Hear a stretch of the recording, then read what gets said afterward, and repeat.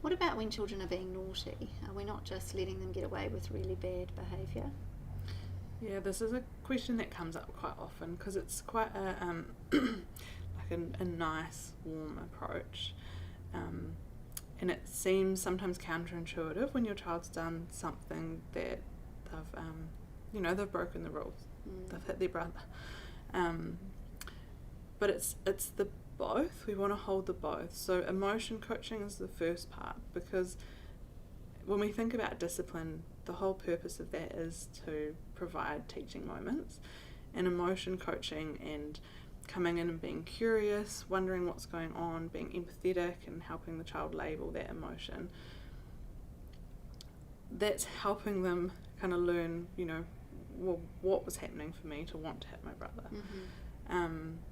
And helping them then know, how about we take some deep breaths. So we want to do that part, and at the same time it's still holding the limits. There's still rules, there's still consequences. So we do this first part, and it's important because if we go into talking about rules and consequences and the child's not regulated, they're not going to be in a place where they're going to be able to take that on board anyway or listen to anything. So it's the regulation emotion coaching first, validate, and hey, it's not okay to hit your brother, whatever the consequence might be in that moment.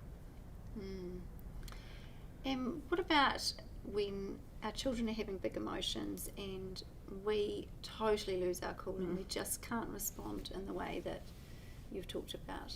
Yes. So again, we all have our own glasses that overflow, and there's no such thing as perfect parenting.